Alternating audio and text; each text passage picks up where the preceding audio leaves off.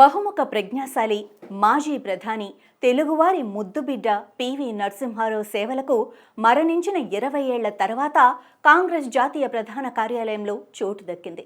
సంక్షోభ సమయంలో ప్రధానిగా, గాంధీయేతర కాంగ్రెస్ అధ్యక్షుడిగా తన చాకచక్యంతో సమర్థవంతంగా బాధ్యతలు నెరవేర్చిన పివికి మరణించిన తర్వాత పార్థివ దేహాన్ని ప్రధాన కార్యాలయంలోకి అనుమతించకుండా అవమానించిన కాంగ్రెస్ పార్టీ అప్పటి నుంచి కాంగ్రెస్ ప్రధాన కార్యాలయంలో పివి ఫోటోలను నిషేధించింది.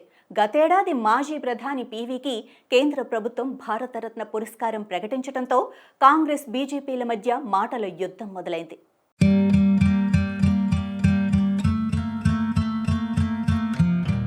ఐదు దశాబ్దాల పాటు ఢిల్లీలోని అక్బర్ రోడ్ 24వ నెంబర్ బంగ్లాలో ఏఐసిసి కార్యకలాపాలు సాగిస్తూ వచ్చిన కాంగ్రెస్ తాజాగా పార్టీ ప్రధాన కార్యాలయాన్ని వేరే చోటుకు మార్చింది.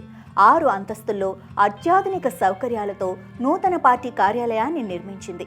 ఈ నేపథ్యంలో పార్టీ ఆవిర్భావం నుంచి పార్టీకి సేవలందించిన ప్రముఖ నాయకుల చారిత్రక విజయాలు, రచనలు, నిర్ణయాలను చిత్రాల ద్వారా కార్యాలయంలో పొందుపరిచింది.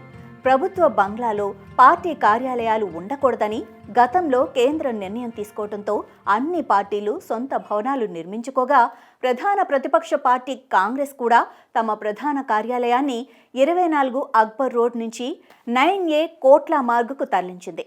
కొత్తగా నిర్మించిన కార్యాలయానికి ఇందిరా భవన్ అని నామకరణం చేశారు. దీన్ని పార్టీ అగ్రనేత సోనియా గాంధీ, ఏఐసిసి అధ్యక్షుడు మల్లికార్జున ఖర్గే ప్రారంభించారు. ప్రారంభోత్సవం సందర్భంగా కాంగ్రెస్ పార్టీకి చెందిన 6 ప్రధాన మంత్రులు జవహర్లాల్ నెహ్రూ, లాల్ బహదూర్ శాస్త్రి, ఇందిరాగాంధీ, రాజీవ్ గాంధీ, మన్మోహన్ సింగ్ల పాలనలో సాధించిన విజయాలు, సంస్కరణలపై ప్రత్యేక వీడియో ప్రసారం చేశారు. పార్టీ ప్రధాన కార్యాలయానికి మాజీ ప్రధాని ఇందిరాగాంధీ పేరు పెట్టినప్పటికీ పార్టీ ఆవిర్భావం నుంచి సేవలందించిన ప్రముఖ నాయకుల విజయాలను ఫోటో గ్యాలరీ రూపంలో కార్యాలయంలో భద్రపరిచింది. దీన్ని బట్టి కొత్త కార్యాలయంలో గాంధీ, నెహ్రూ కుటుంబంతో పాటు ఇతర నాయకుల సహకారానికి గుర్తింపు లభిస్తుందన్న సంకేతం ఇచ్చేందుకు కాంగ్రెస్ పార్టీ ప్రయత్నిస్తున్నట్లు తెలుస్తోంది. వెదురు కుర్చీపై కూర్చున్న ఒక black and white PV photo ప్రత్యేకంగా ఏర్పాటు చేశారు. మరొక దాంట్లో రాష్ట్రపతి భవన్లోకి దక్షిణ కొరియా అధ్యక్షుడు కిమ్ యంగ్ సామ్ను అప్పటి రాష్ట్రపతి శంకర్ దయాళ్ శర్మతో కలిసి స్వాగతిస్తున్నారు. దివంగత ప్రధాని రాజీవ్ గాంధీ రక్షణ మంత్రిగా ఉన్నప్పుడు దిగిన బ్లాక్ అండ్ వైట్ ఫోటోలోనూ కనిపిస్తారు. అదే ఫ్రేమ్లో యువకుడిగా ఉన్న మాజీ ప్రధాని మన్మోహన్ సింగ్ని చూడవచ్చు.